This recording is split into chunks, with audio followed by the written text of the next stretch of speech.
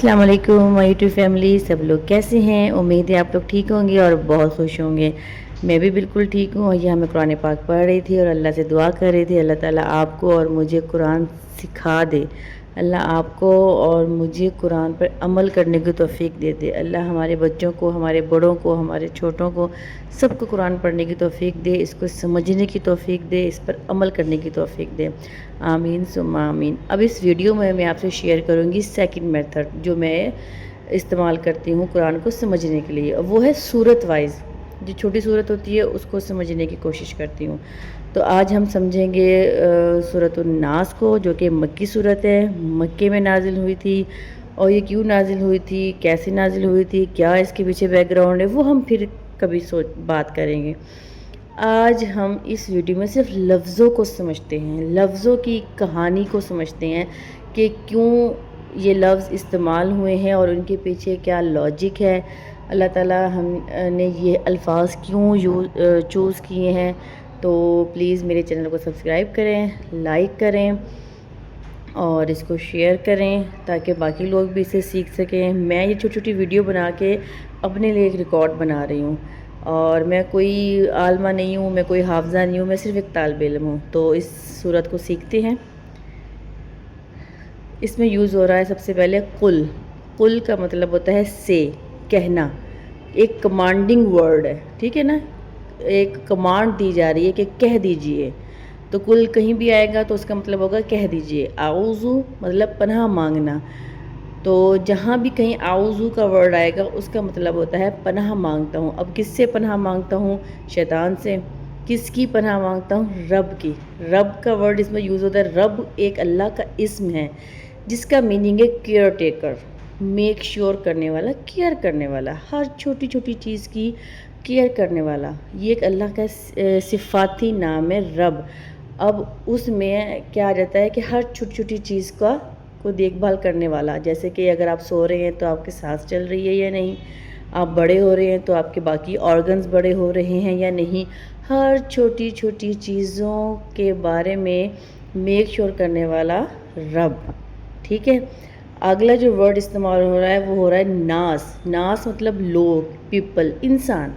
दूसरी आयत मलिकिन नास, मलिक मालिक, मालिक मतलब बादशाह, किंग। उसके बाद इलाहिन नास, इलाह मतलब अल्लाह, वाहिद, माबूद, जिसके सिवा मतलब जिसके अलावा कोई भी माबूद नहीं है, वो एक माबूद है, वो अकेला है, वो वाहिद है। अब इधर सोचने वाली बात यह है कि 3 आयतें और एक सेंटेंस है। कुल औज़ु बिरब्बिन नास, मलिकिन नास, इलाहिन नास। मैं पनाह मांग, कह दीजिए कि मैं पनाह मांगता हूँ रब की, मालिक की, इलाह की, ठीक है। मतलब इस एक सेंटेंस में अल्लाह के 3 सिफाती नाम इस्तेमाल हुए हैं। क्यों? अल्लाह ने क्यों अपने 3 सिफाती नाम को एक ही जुमले में इस्तेमाल किया है? इसके पीछे लॉजिक क्या है? सिर्फ लफ्ज़ों के लॉजिक को समझते हैं ताकि हम जब भी ये सूरत पढ़ें तो हमें समझ आए। अब लॉजिक क्या है? ये लॉजिक है, इंसान की जो ज़िंदगी है ना वो 3 फेजेस पर है, ठीक है। जब इंसान छोटा सा बच्चा होता है उसे क्या चाहिए होता है? सिर्फ एक केयर चाहिए होती है, कोई प्यार करने वाला हो, कोई खाना खिलाने वाला हो, कोई देखभाल करने वाला हो। तो रब इस्तेमाल हुआ है, केयर टेकर, मेक श्योर करने वाला रब। फिर मलिकिन नास, मालिक, बादशाह। जब आप छोटे से बड़े होते हैं और फिर बड़े से बड़े होते जाते हैं, फिर आप दुनिया का सामना करते हैं, आप स्कूल में जाते हैं, ऑफिस में जाते हैं, फिर हमें ख्याल ये रखना है, हमने अपनी बाउंड्री सेट करनी है, हमने किसी बॉस के प्रेशर में नहीं आना, हमने किसी सियासतदान के प्रेशर में नहीं आना, हमारा मालिक हमारे साथ है। तो इसलिए मलिक। उसके बाद तीसरा फेस आता है मैच्योरिटी का फेस। जब आप बड़े हो जाते हैं, बुज़ुर्ग हो जाते हैं, फिर हमें समझ में आता है कि अल्लाह भी कुछ है, हमें अल्लाह की तरफ लौट कर जाना है। वो इलाह है, हमारा रब है, हमें उसी की तरफ लौट कर जाना है। अब यहाँ पे नास, नास का लफ्ज़ जो है वो 5 मरतबा इस्तेमाल हुआ है। क्यों? क्योंकि इंसान अशरफुल मखलूक़ात है, एक पावर के साथ पैदा किया अल्लाह ने। इंसान के पास एक खुद इरादी की पावर है, वो जो इरादा करता है उसे कर जाता है। इसलिए इस सूरत में नास मतलब इंसान, लोग, इसका ज़िक्र किया गया है। وہ چاہتا ہے تو ہاتھی کی سواری کر لیتا ہے، وہ ہاتھی کتنا بڑا ہے، اور چاند کتنا دور ہے۔